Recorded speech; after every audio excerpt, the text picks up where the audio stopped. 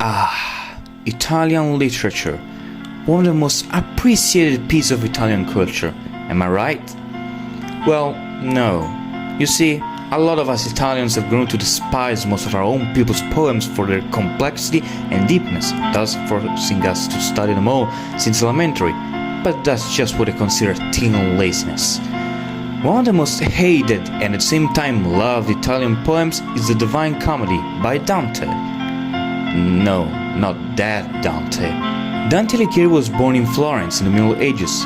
During his career, he wrote a lot of poems, but the one we are talking about is the most known of them all because of the sheer mental capacity, imagination, and dedication this crackhead distinguished gentleman had. The Divine Comedy is divided into three cantiche: Inferno, Purgatorio, and Paradiso, also known as Hell, Purgatory, and Heaven, each of them composed by 33 cantos. Anyway, without wasting any further time, let's begin.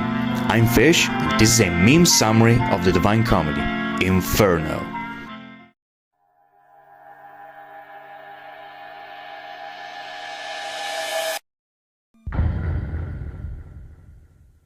It all begins with Dante waking up in the middle of a dark forest, allegory of sin, where he meets the three beasts: a lion, a wolf, and a lonza. Nobody still knows what kind of animal a lonza is, but people usually depict it as a leopard. Anyway, each of the beasts represents a sin. The lion for pride, the wolf for lust, and the leopard for greed. All three seem to lunge for a poor little simp until the famous Roman poet Virgil "No, not that Virgil!" steps in and scares the beasts away. He then offers to be Dante's guide during his journey in hell and purgatory. Why out of all people did he show up?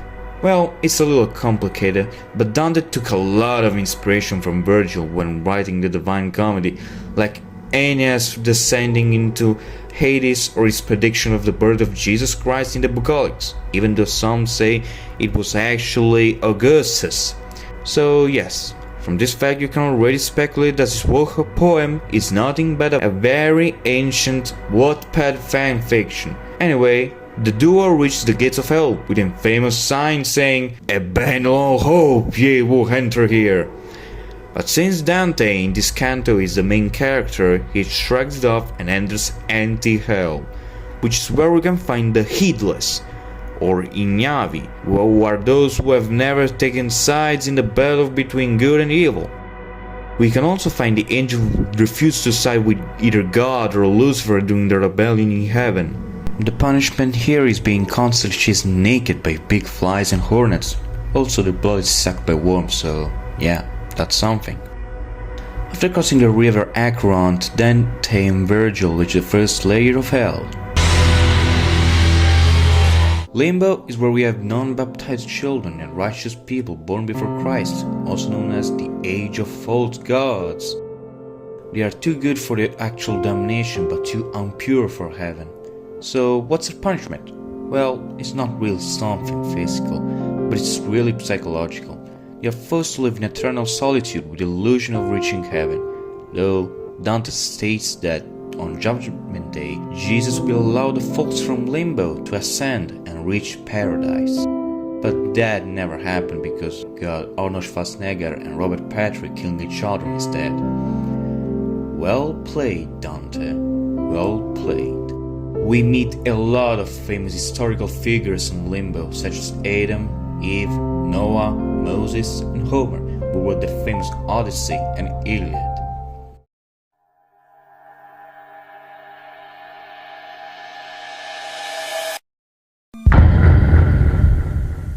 Before entering lust, the two meet at its doors the Judge of Hell, King Minos. Judge!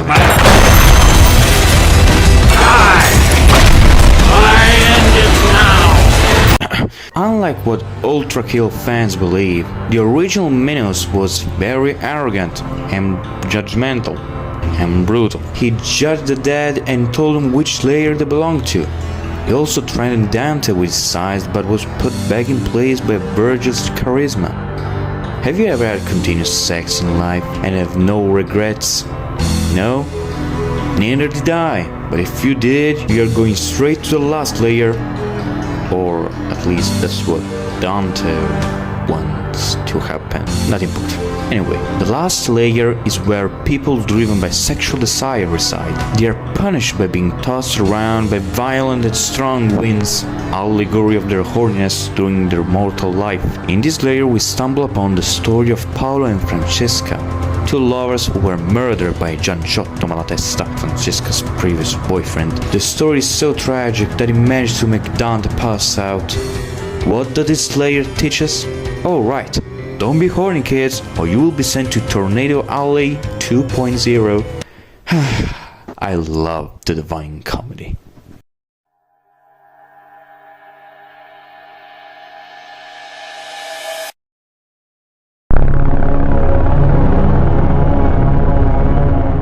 You know, when I was younger, I used to be overweight until I went on a real strict diet. And oh boy, I'm glad I did that, because if one of you mad lads wish for Dante's hell to be real, I will be sent straight down there. How is it related, you might ask?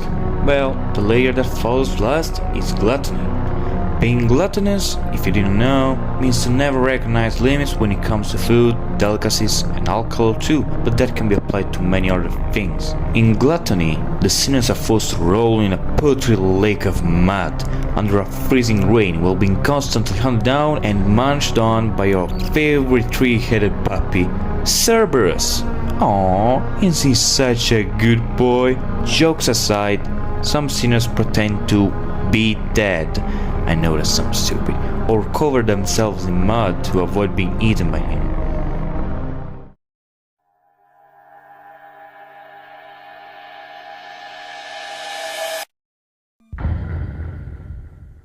After gluttony, Dante and Virgil enter a new layer with a similar sin: greed. Greed means, of course, to constantly crave money for your own selfish benefits or use them irresponsibly. The punishment for being too much of a greedy rat is to carry a heavy sack of boulders in a semicircle. Also no, there is no Sisyphus in greed. It was never mentioned in the original poem. Usually, the sinners bump into each other and they end up fighting. The crazy part is that they are so arrogant and violent about this that Dante can't even recognize a single person because of their disfigured faces, though it is heavily implied that some of them are corrupt members of the clergy.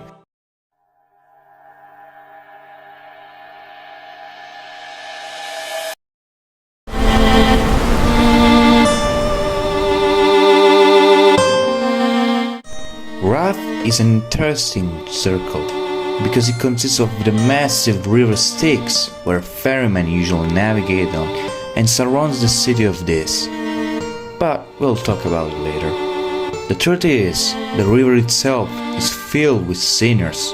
There are two kinds of wrathfuls: those who have openly shown their excessive anger, who are openly fighting each other for air, and those who kept their anger silent but still displayed arrogant behaviors and are forever drowning underneath the surface.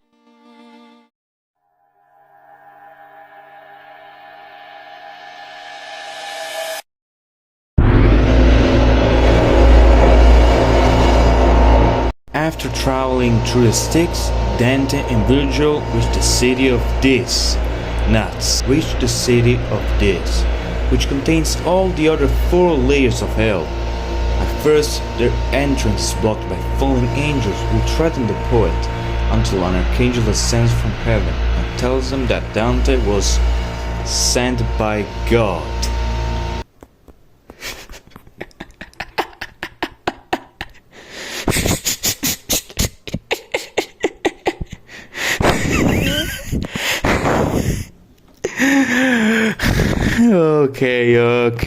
Okay. Sorry.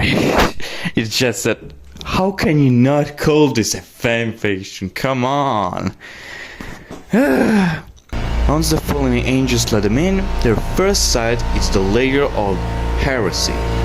This is where those who spread false beliefs in other religions, or non-Christianity, are located, buried deep in burning tombs. that are open to let the rest of hell hear their own laments and screams while scorching in holy fire. Each of the tombs were guarded by a demon in order to prevent the sinners from ever escaping their punishment.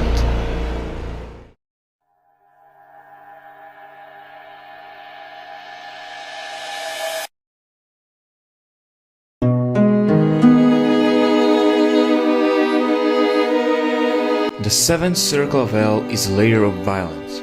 Unlike the other layers we have seen so far, this one is pretty unique, as it includes 3 different kinds of punishment for 3 different kinds of violence. Violence against neighbors, violence against self. In the first one we have murderers, tyrants and marauders that are constantly drowning and burning a river of boiling blood, while being also impaled by the guardian centaurs with their spears. I know what you are thinking. Violence against self. This one always creeped me out, because at first it is introduced and seen as a simple dark word by Dante, but deep inside he hears weeps and screams, only to realize that the trees themselves are the sinners. Suicidal people are turned into living trees and mauled by harpies for eternity, while those who attempted to commit suicide and failed are chased by hungry hounds. And the last one, this circle consists of a vast desert of scorching sand and raining fireballs. Blasphemous people, sodomites and usurers are either forced to lay on the desert, sit or walk while trying to avoid the fire.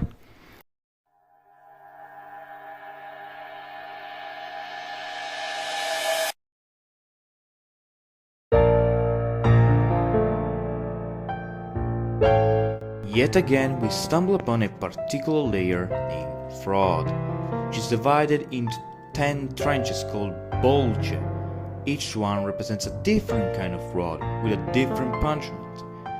Panders and seducers, flatterers, demoniacs, sorcerers, paraders, hypocrites, thieves, deceivers, sowers of discord, and falsifiers. I will list all punishments, but since it's supposed to be a bad summary, I will stick with the plan and just list a few. Flatterers are drowned in feces, sorcerers are forced to walk with their neck twisted, hypocrites walk in robes covered in gold on the outside and lead on the inside, deceivers are imprisoned in blazing hellfire, etc, etc, etc. Right below fraud we have the Well of the Giants. This is, of course, where giants are imprisoned. They are unable to move because they are covered in rock up to their hips. The language is described as incomprehensible by Dante. You can see here are the giant Goliath and the giant Nimrod. The last one is very short-tempered, but he's put in place by Virgil, who tells him to release his rage by playing his horn.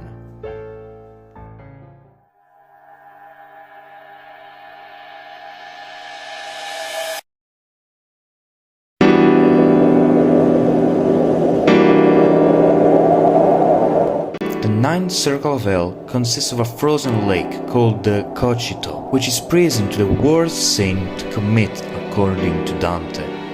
Treachery, traitors to family, traitors to the flag or country, traitors to guests, where we meet Count Ugolino, who ate his own children after being locked in a tower by the Pope, and traitors to benefactors. Every sinner in this layer is stuck in the frozen lake in different positions based on their kinds of betrayal, except 4 specific fellas. Lucifer, who rebelled against God, was thrown out of heaven and crashed into the core of earth. Lucy is described to have 3 heads, each one munching on the most famous traitors in history. Brutus and Cassius, who betrayed Caesar, and Judas, the apostle that betrayed Jesus. After combing up Lucifer's body, Dante and Virgil return to the surface, seeing the stars once again. Well, it was one hell of a ride. That's it. This was the Inferno. I will soon complete the Purgatorio too, because I am a little busy these days, so yeah. Anyway, I'm Fish, and this was my first video on the Divine Comedy.